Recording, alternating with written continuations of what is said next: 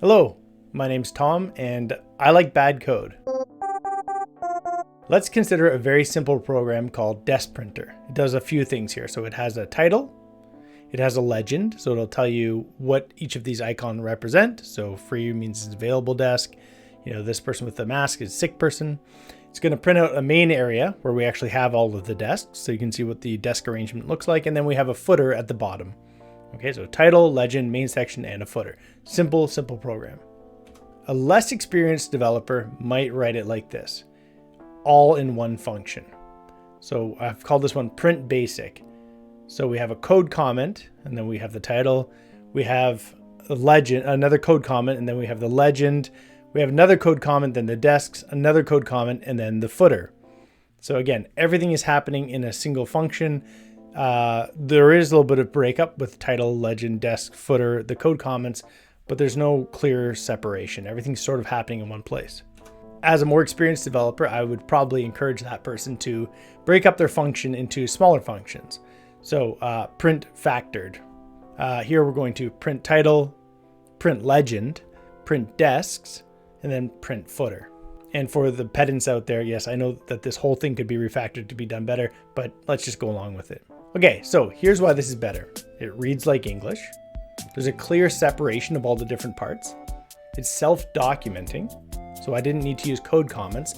The function titles, right, the names of the functions explain exactly what they do. It's clear what depends on what. In this version of the code, it was really hard to tell, okay, where's desks actually being used? You might think it's being used in the legend, maybe it's being used in the footer. No, it's actually only ever being used in the print desks function. And then we've got print footer at the end that doesn't use desks. It would also be a lot easier to test individual pieces. So if I wanted to test the footer in isolation from the desk printing function, I'm free to do that. So that's why this code is better. But I like print basic better than print factored, even though print factored is what I've been recommending to other developers for years. And it's not that I'm a hypocrite, it's that I thought the wrong thoughts before, and I think it's time to think new thoughts. So here's why I actually like this piece of code better. Every single thing is right in front of me. I can see exactly what print basic is doing. With print factored, I couldn't really see what it was doing. Yeah, I can see the titles, but what's actually happening under there, I don't know. I'd have to, click into them and find out. Whereas I used to think code comments were a smell because it meant you hadn't properly factored your code, and you shouldn't even need code comments if you've written clear code. I now think that completely self-documenting code is an absolute lie. And in fact, code comments can be much more expressive than function names ever could be. And yeah, in this case, I've got very simple code comments, but there's no reason I couldn't have much more complicated code comments explaining exactly what everything is doing. And if you're like I was, you're thinking, well, code comments go out of date. Yeah, but so do function names as well. Print basic is actually much easier to refactor than print factored ever was. Because I can see the whole thing, I can keep it all in my head and easily refactor little pieces of it without losing context. And again, this is dummy code, but imagine a particularly gnarly piece of code with lots of different function calls and you're having a hard time remembering, how is this thing supposed to work? I mean, I really liked how this looked. Print title, print legend, print desk, print footer. It does what it says. But I'm defining a bunch of functions that are only ever used once. Is that really a best practice? Okay, but who cares? And I care, because positions that I used to think were great, and now I'm starting to realize might be anti-patterns. And it's hard to let go of positions that I used to defend, but that's something I have to do because it's actually a lot scarier becoming somebody who can't change their mind. Good code tells a story, and I used to think that by enumerating the different things that a function did, I was telling a clearer story, and that good code should look pretty. And I'm now realizing that no, good code is code that makes it easy to understand, even if it looks a little ugly. And sometimes that ugliness is actually valuable. So is the takeaway longer functions? Yeah, sometimes, and sometimes no. So if a longer function is going to make code easier to understand, then yeah, maybe. But if it'll make code harder to understand, and there's plenty of instances of that, then no, probably not. The real message here for me is that I need to keep reevaluating my instincts. Things that seem obvious, that seem like they must be right, sometimes aren't. And just because everybody said something was true in 2017 when I was learning how to code doesn't mean that those things are actually still true or ever even were true.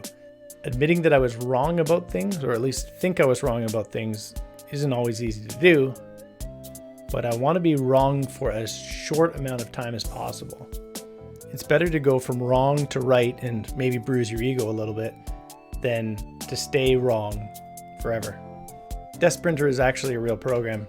I wrote it in Go, and I'll include a link in the description.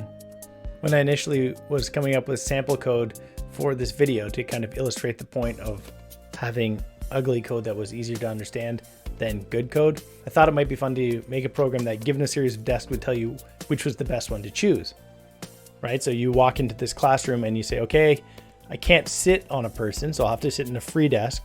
I don't want to sit next to an annoying person. Is it worse to sit next to an annoying person or a sick person? That type of thing. So the code would determine the best seat for you. And then I would say, okay, well, look at all these different steps it had to go through. Could we put this all into one function? But it turns out that even just printing out the layout of the classroom, I think was enough to illustrate my point.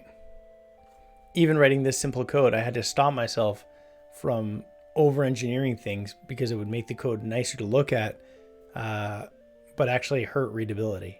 From line 10 to 12, I have a type definition of desks, which is just a 2D slice of strings. In my initial implementation, desks actually had methods on it, right, and it did all sorts of other things, and now it's basically just an alias. The code looked better when desks did more, but it read worse. Just look at these two different ways of structuring the code. Line 4, I have a function that's called print desks, and it takes in desks. Line 8, I have desks.print. So desks now have a print function. I think that line 8 is more pleasing to my eye. I think it looks great, but line 8 also asks a lot more questions, whereas line 4 is straightforward. Let's take this to another level. Line 12, desks.empty.print, looks beautiful to me. Line 4 through 8 is a for loop, an if condition, and then we're printing. It looks worse to me, but it's very easy to understand what's happening. I'm not saying line 12 is always the wrong move, but there was a time where line 12 seemed to me to be the only right move. If you stuck around to the end, I'd love to hear what you think. Comments make YouTube videos worth doing.